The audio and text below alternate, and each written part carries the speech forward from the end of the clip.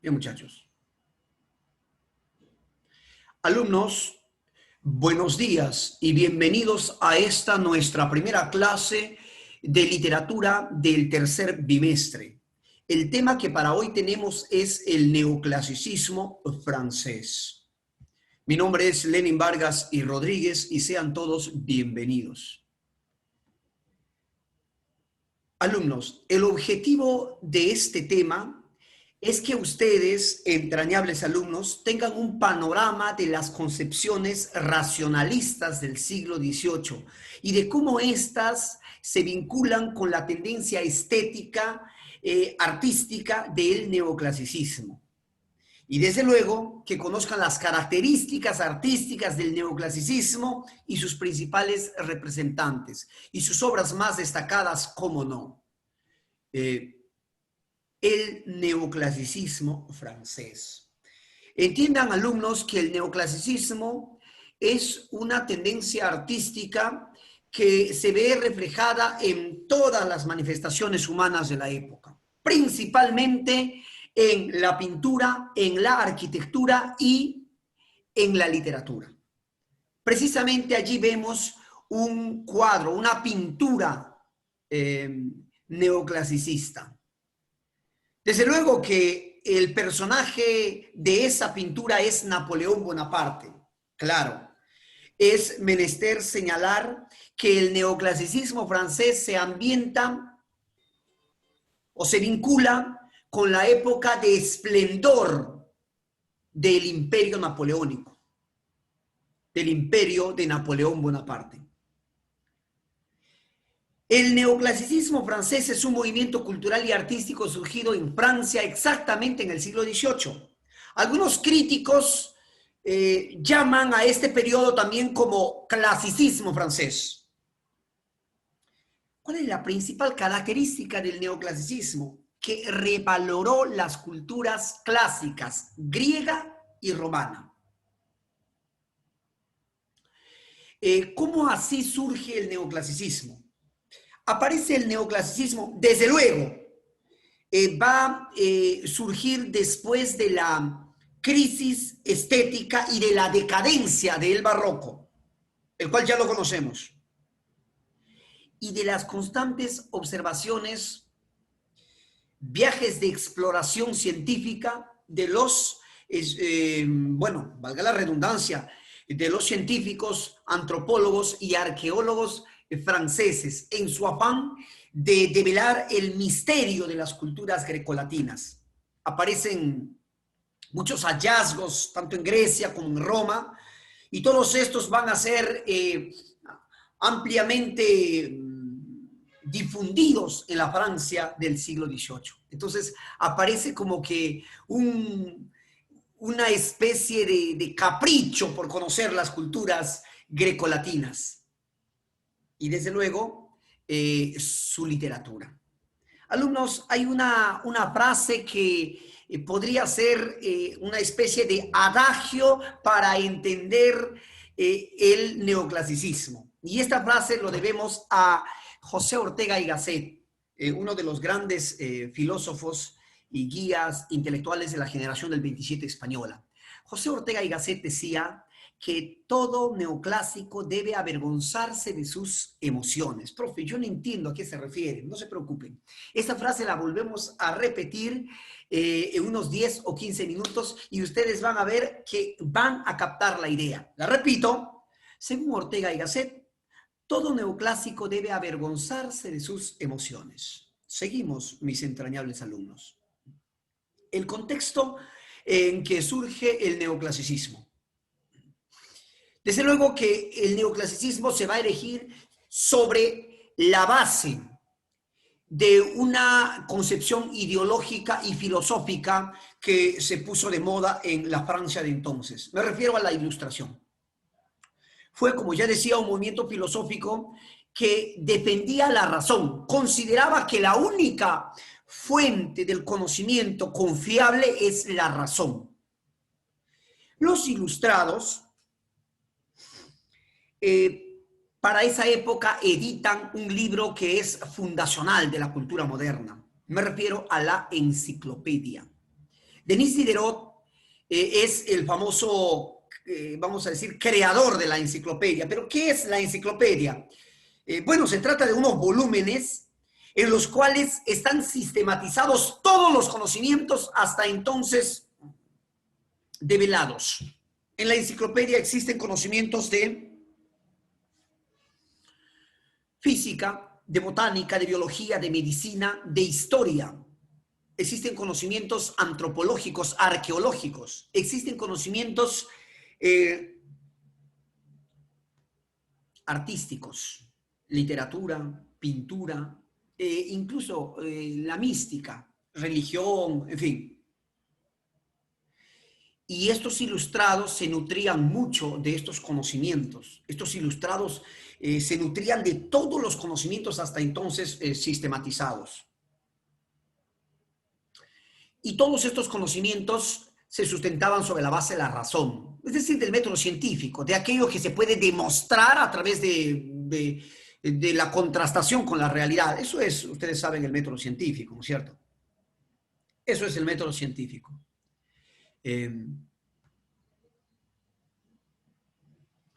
Ya decía hace un momento que en las constantes observaciones de la cultura grecolatina significó los hallazgos, entre otras cosas, de las ruinas de Herculano y Pompeya en Roma. ¿Y por qué es importante esto? Porque se sigue valorando o revalorando la cultura latina. Hay una conexión muy importante con la cultura latina. La revolución industrial y la revolución francesa van a tener como sustento ideológico o teórico las concepciones ilustradas, porque los ilustrados analizan también las formas de gobierno, analizan estas formas de gobierno que por entonces eran principalmente las monarquías. Las monarquías. Y estas monarquías eran dinásticas, ustedes lo saben, es decir, gobierno de los reyes, cuyos descendientes eran los próximos gobernantes. Eso significa dinastía. Y lógicamente que tenía como característica gobiernos despóticos, gobiernos totalitarios, absolutistas.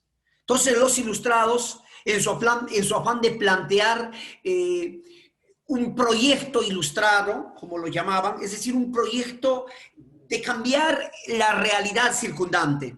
Ellos plantean una forma de gobierno alternativa, una forma de gobierno en la que las mayorías se beneficien. ¿Y cuál sería esa forma de gobierno? Alumnos, la democracia. La primera pregunta que voy a hacer a continuación es esto. ¿Y de dónde traen la democracia? Al menos en términos teóricos. ¿Por qué? Porque los ilustrados plantean en términos teóricos. Ellos son los pioneros del sustento ideológico teórico. Porque eso es lo que hace un intelectual, eso es lo que hace un artista. ¿De acuerdo? Y de esta teoría ya alguien debe pasarlo a la práctica. Y quien lo hace, pues, o quien lo pasa a la práctica, normalmente ya son los políticos, los líderes, en fin.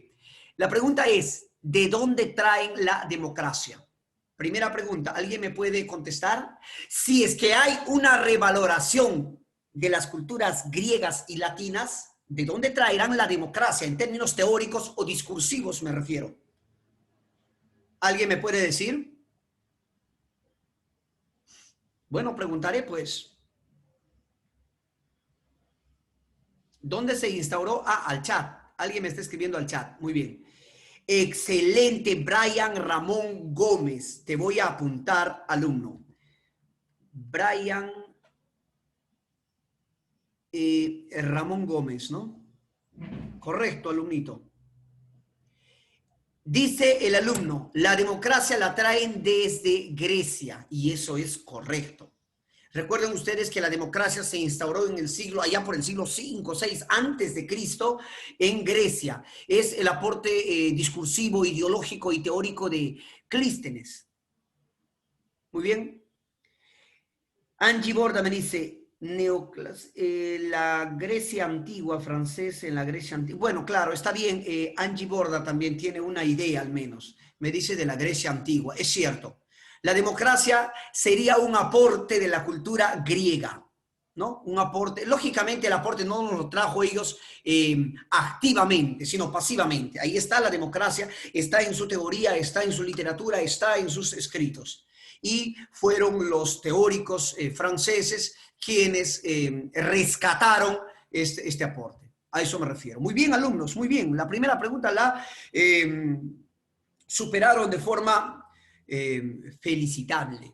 Alumnos, en términos eminentemente artísticos, hubo un marcado rechazo en contra del barroco. Un marcado rechazo en contra del barroco, porque se consideraba que el barroco era ya una tendencia obsoleta, una tendencia muy saturada, una tendencia artística muy distante de la estética clásica, muy distante de la estética clásica. Entonces, para concluir esta pizarra, la segunda, entiendan que el neoclasicismo se vincula con la ilustración y el racionalismo. Tanto la ilustración como el racionalismo plantean un proyecto ideológico, teórico. Ese proyecto se fundamenta, escúchame bien, en transformar el mundo para bien o para mejor. Así, la literatura, como tendencia artística, se convierte en un vehículo de moralización, en un vehículo de transformar la realidad. Por ello es que la literatura neoclásica cumple con un papel didáctico y moralizador. ¿Me entienden? Profe, las tendencias artísticas actuales consideran que el arte no tiene por qué transformar la realidad. El arte solamente expresa la belleza. Bueno, son tendencias, pues. En este momento, en el momento del neoclasicismo, no, eso no se creía.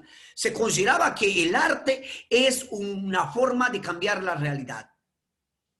Son tendencias. Esto es el neoclasicismo. Yo estoy hablando del neoclasicismo, no de otra cosa.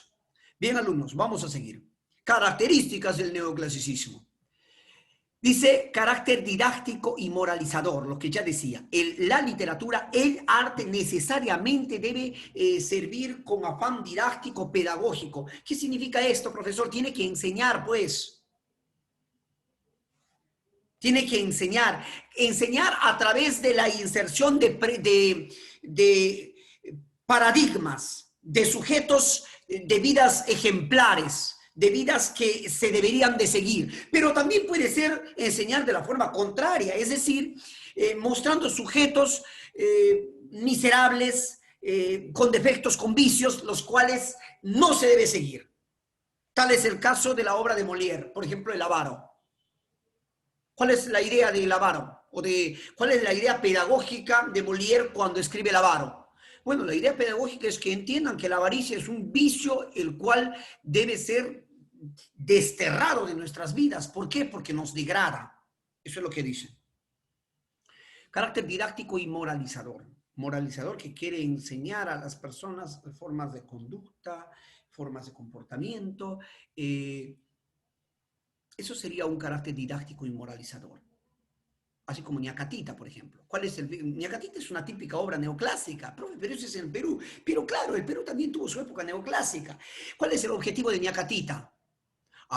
Que no se debe permitir los matrimonios concertados, porque estos pueden ser terribles, incluso atenta contra la felicidad de los jóvenes, de los futuros matrimoniados.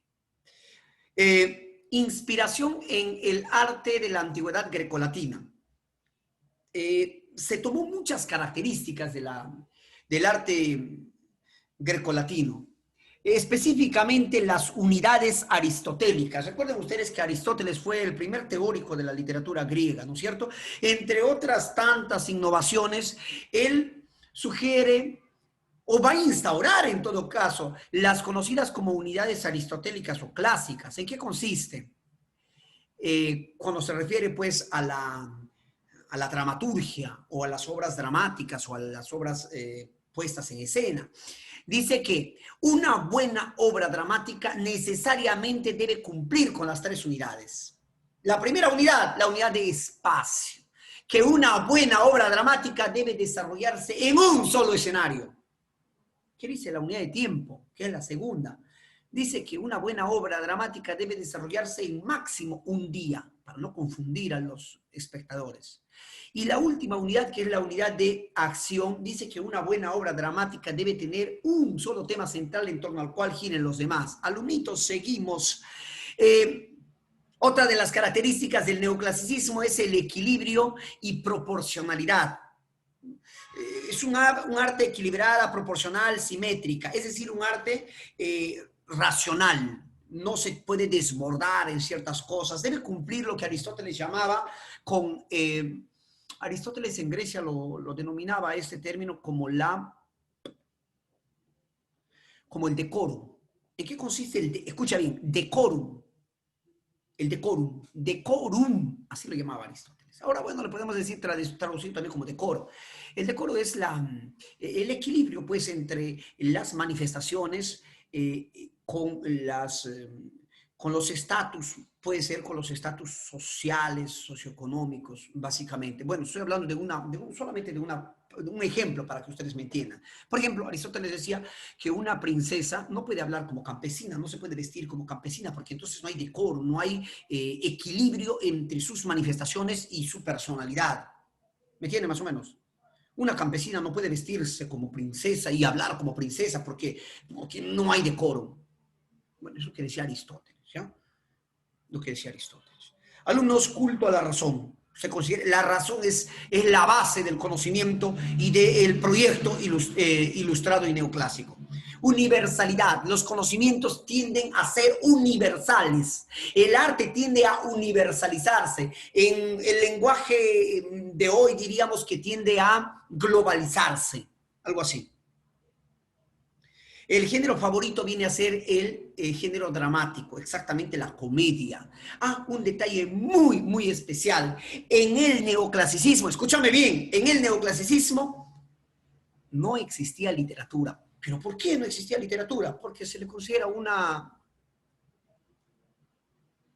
no sirve. La literatura, perdón, no existía, discúlpeme, poesía. Perdónenme. No existía poesía. No existía poesía. No se le daba el valor debido a la poesía porque no tenía una función didáctica, una función práctica. ¿Me entienden? No existía entonces poesía. Y lógicamente la característica que resume el neoclasicismo sería el respeto por los preceptos o cánones establecidos. Los autores neoclásicos no tenían libertad para hacer lo que a estos se les viene en gana, no.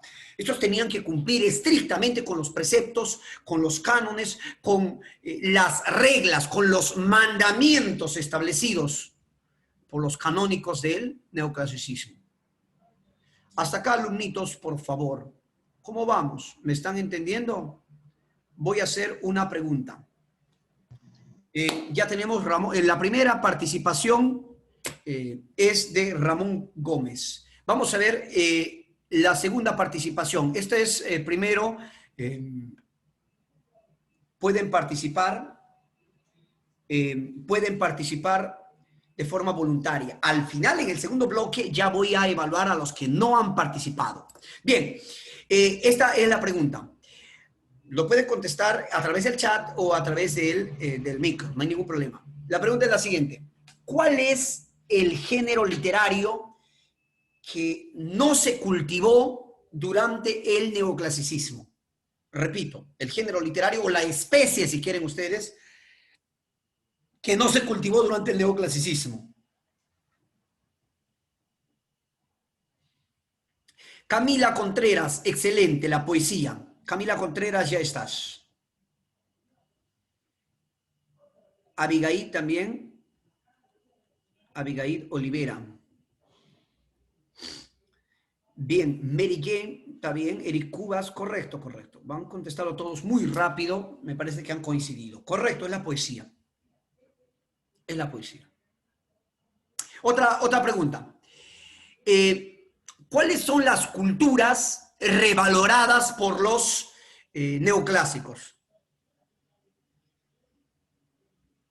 ¿Cuáles son, repito, las culturas revaloradas por los neoclásicos? Matías, las revaloradas por... No, no, no, no, no, no, no. Grecia y Roma. Brian Ramón. Brian Ramón, estás demasiado inspirado.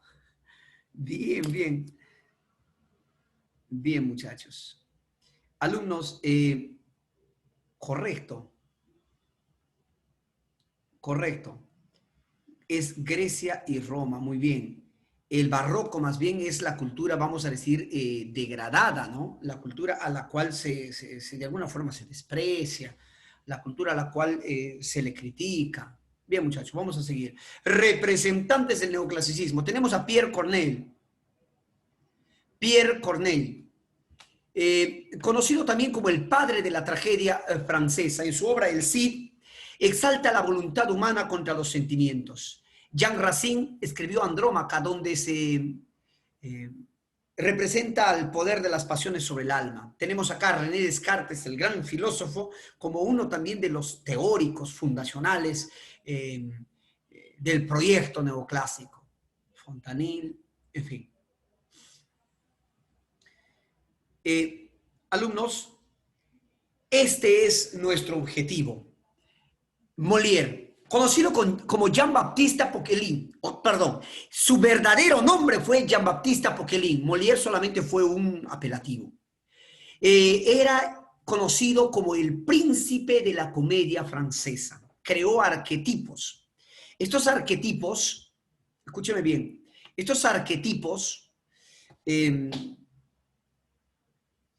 eran estereotipos, pues, estereotipos o simplemente tipos humanos, pero generalmente tipos humanos despreciables o censurables. Su objetivo era burlarse de estos, criticar, hacer una sátira de estos como una forma, pues, de desterrar esos vicios, esas costumbres de los pedantes, de los avaros, los hipócritas, etcétera, etcétera. Fue un dramaturgo, actor y director.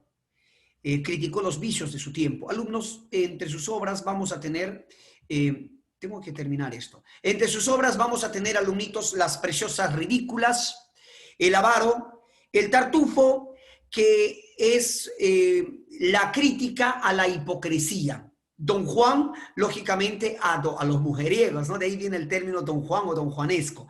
El médico a palos, una crítica a los médicos ignorantes de su época, no de esta, porque ahora los médicos son muy cultos. El enfermo imaginario, la crítica a un hipocondríaco. Alumnos, escenificando la obra del enfermo imaginario, murió Molière. Este es un dato muy importante. Alumnos, esta es su obra mayor, El avaro. El avaro. El avaro es la historia de Harpagón. ¿Y quién es Harpagón? Harpagón es un viejo miserable, tacaño, que tiene dos hijos. Estos son Cleante y Elisa. Viven en una casa llena de apariencias. Ambos jóvenes están enamorados, tienen sus parejas. Cleante pretende a Mariana y Elisa a Valerio. ¿De acuerdo? Cleante no sabe cómo decir a su padre que está enamorado de Mariana. No sabe cómo manifestarle. ¿Por qué? Porque teme que su padre no va a aceptar, ya que Mariana es una chica pobre.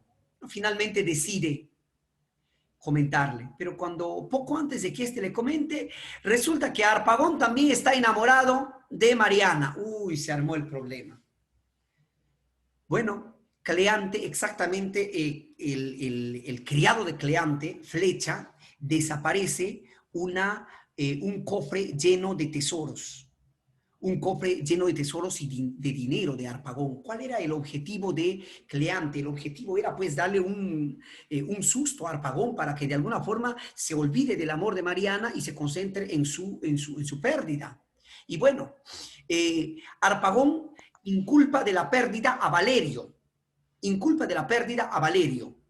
Y Valerio tiene que revelar su verdadera identidad. Dice que muchos años hace que tuvo un accidente, bueno, sufrió un accidente, un barco se encalló y todos sus tripulantes tuvieron que perderse, muchos de ellos cerca de la costa, y perdió a su padre, que era un hombre adinerado, pero bueno, él está en busca de su padre, en fin, ahí aparece la figura de don Anselmo.